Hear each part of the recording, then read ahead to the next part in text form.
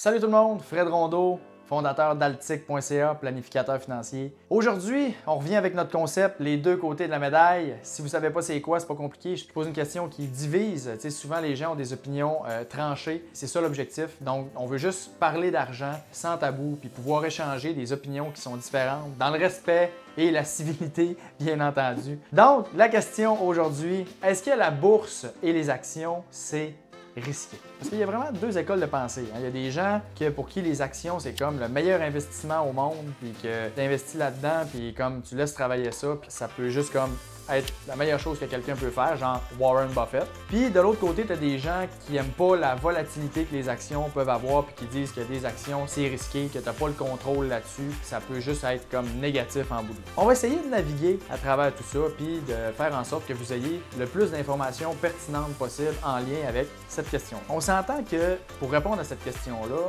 on va commencer avec une réponse classique en finance. Ça dépend. Il y a bien des questions en finance que ça va être ça. Premièrement, quel type d'action que tu détiens? Parce que, tu sais, par exemple, si tu as des actions de grandes banques canadiennes, qui sont parmi les compagnies qui font le plus de profits au pays, puis qui sont très solides, qui existent depuis des dizaines, même des centaines d'années, est-ce que c'est des actions qui sont risquées? Pas vraiment, parce que les chances que les banques canadiennes fassent faillite à court terme, on s'entend qu'ils sont assez limitées quand on le sait que le système bancaire canadien est un des plus solides au monde. Je considère qu'avoir des actions des grandes banques canadiennes, un niveau de risque qui n'est pas très élevé. Par contre, si je détiens des actions de petites start-up, compagnies qui font des crypto-monnaies dans le domaine de la technologie, puis qu'on ne sait pas trop ce qu'ils font, puis que c'est pas trop clair, ben là, effectivement, que ça peut être très risqué, parce que ces compagnies-là, s'il arrive une récession, souvent, ils n'ont pas les reins assez solides, ils n'ont pas de liquidité, donc, aussitôt que ça va mal, ben ils peuvent fermer boutique parce que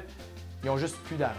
Fait que dans ce cas-là, ça pourrait être extrêmement risqué. Ensuite de ça, une autre chose aussi, c'est que des fois, les gens mélangent investissement et spéculation. Okay? Parce qu'il y a une différence entre les deux. Quand j'investis, c'est que je choisis des actions basées sur une analyse que j'ai faite et c'est beaucoup plus tangible. C'est basé sur des données, puis tu sais, c'est comme, j'y vais pas au hasard. Tandis que de la spéculation, c'est plus comme, ah ben d'après moi, j'ai un feeling que ça va pogner. Ah, ça c'est sûr, c'est bon, puis le logo, il est beau en plus. Ah, c'est sûr, ça va lever, c'est sûr, ça va lever. C'est plus comme aller au casino. Fait qu'on va éliminer tout de suite la spéculation parce que moi, je rentre pas là-dedans. Puis à long terme, toutes les statistiques sont là pour le démontrer que spéculer, puis le day trading, puis toutes ces affaires-là, à long terme, ce n'est pas une bonne option pour la grande majorité des gens. Puis il y a plus que 90% des gens qui spéculent qui font pas d'argent. Fait que là, on parle vraiment d'investissement.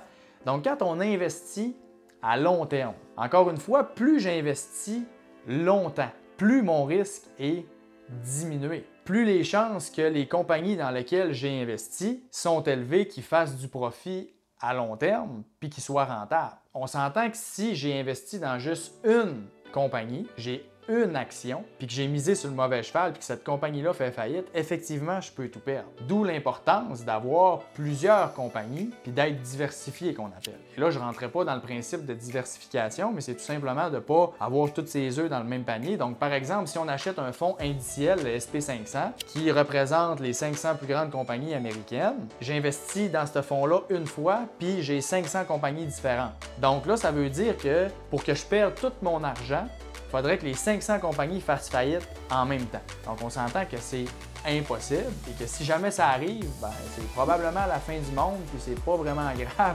L'argent, c'est comme plus vraiment important. Hein? Puis on est envahi par les zombies puis ça va pas bien. OK? C'est Walking Dead. Ça peut pas arriver que toutes les compagnies fassent faillite en même temps. Fait que quand j'investis dans plusieurs compagnies, il y en a qui vont bien aller des fois, il y en a qui vont moins bien aller d'autres fois, mais à long terme, ça va se balancer. Je reprécise long terme parce que d'être un investisseur à long terme, c'est beaucoup plus facile qu'être un investisseur à court terme parce que je pourrais investir dans les actions pour un an, puis arrive une récession ou une crise économique, puis j'ai perdu 30, 40, 50% comme en 2008 si j'ai investi dans le SP500. Donc là, quelqu'un va avoir investi, il va dire « Colin, c'est pas bon les actions, j'ai perdu 50%, j'avais 100 000, je suis rendu à 50 000. » Ouais, mais c'est parce que tu n'avais pas un horizon qui est assez long. Tu n'aurais pas dû investir là-dedans au départ si c'était juste pour un an que tu investissais. Quand tu investis pour 10 ans, 15 ans, 20 ans, même si tu as des up and down, à long terme, ça va tout se rééquilibrer et ton rendement va être positif et tu vas avoir fait